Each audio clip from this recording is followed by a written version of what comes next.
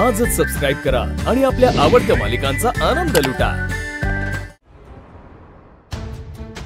भाऊजी काय विचार करताय?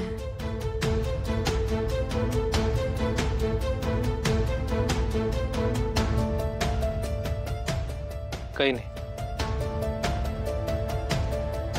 बरं, मला तुम्हाला एक महत्त्वाची बातमी सांगायची होती। सावली वहिनी, खरं सांगू, मला आता आयुष्यात काहीही महत्त्वाचं वाटत नाही।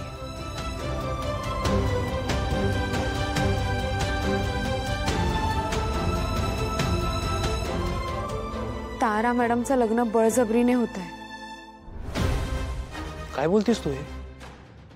हो, त्यांचा मेसेज आला होता मला। त्यांना हे लग्न नाही करायचंय।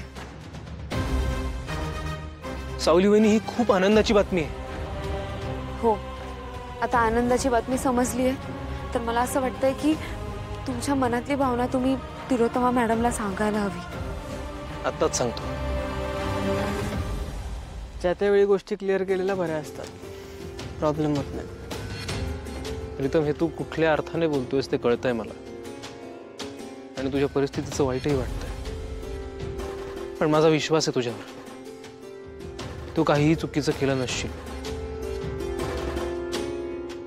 तुझा विश्वास आहे खूप मोठी गोष्ट आहे माझ्यासाठी, पण फक्त तुझा विश्वास असून उपयोग नाही ना सोन। आईचा विश्वास असला पाहिजे, प्रियाचा असला पाहिजे, आणि ते होत नाही। बरोबर आहे प्रीतम, मी जरा मॉमशी बोलतो।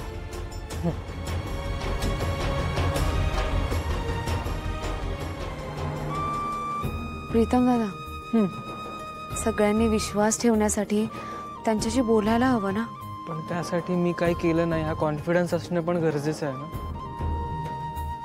तो पण नाही आहे। पण ती चूक खरंच तुम्ही केली आहेत का? मला ना त्या दिवसाचं सगळं आठवतच नाहीये, काही काहीच गोष्टी आठवतात। बरं, तुम्हाला जे काही आठवत असेल ते मला नीट सांगा। म्हणजे बघ, त्या दिवशी मी मोनिकाच्या घरी गेलो।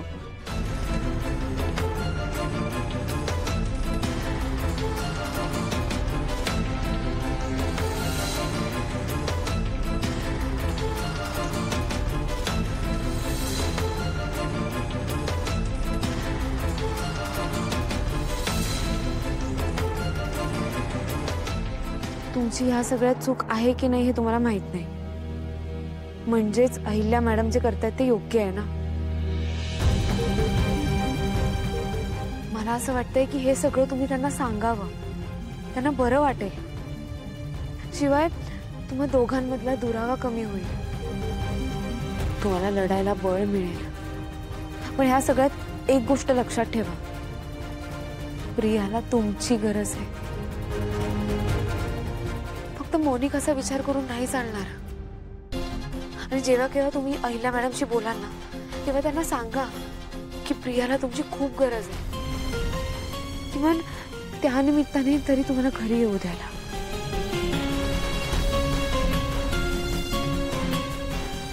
ठीक आहे, बोलतो।